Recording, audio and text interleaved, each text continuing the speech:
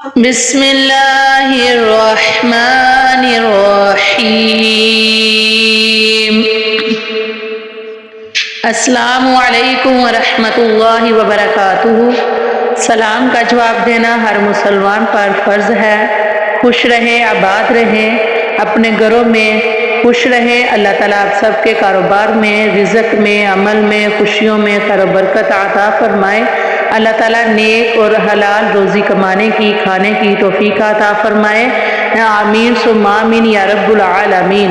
جی ہم آج سورۃ الکوثر کے بارے میں فضائل و برکات سنیں گے اور اس پر عمل کریں گے، اور انشاءاللہ اس وظائف کو، اس عمل کو کرنے کے برکت سے اللہ تعالیٰ سب کے کاروبار میں خیر و برکت عطا فرمائے گا انشاءاللہ عز و جل۔ بس جو بھی عمل ہو اس کے لیے عقیدہ ہونا بہت ضروری ہے، ایمان رکھنا بہت ضروری ہے، کیونکہ اللہ تعالیٰ کے کلام میں، قرآن پاک میں بہت برکتیں ہیں، بہت فضائل ہیں۔ بعض دفعہ انسان کا اچھا بھلا کاروبار چلتا ہوا بند ہو جاتا ہے، یکدم کاروباری پریشانی آ جاتی ہے، اور اسی پریشانی میں اگر ایسا ہو جائے تو جمعہ کے دن 2 رکعت نماز نفل پڑھے، اس طرح کے سورۃ الفاتحہ کے بعد سورۃ المزمل پڑھے۔ اگر پوری سورت یاد نہ ہو تو اس سورت کی 3 یا 3 سے زائد آیات پاک پڑھے۔ جب سلام پھیرے تو دیکھ کر 3 مرتبہ سورۃ الکوثر کی تلاوت کرے اور اللہ تعالیٰ سے دعا مانگے۔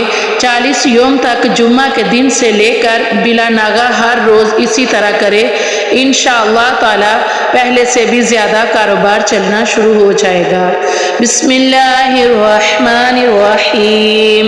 اِنَّا أَعْطَيْنَاكَ الْكَوْثَرَ فَصَلِّ لِرَبِّكَ وَانْحَرْ إِنَّ شَانِئَكَ هُوَ الْأَبْتَرُ۔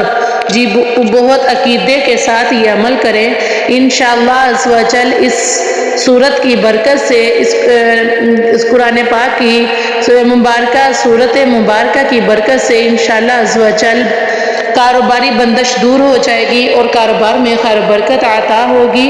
میری ویڈیو اچھی لگے تو عقیدہ رکھتے ہوئے، ایمان رکھتے ہوئے ویڈیو کو ضرور سنیے گا، سمجھیے گا، اس پر عمل کریے گا، اور ویڈیو اچھی لگے تو لائک کمنٹ کر دیجیے گا۔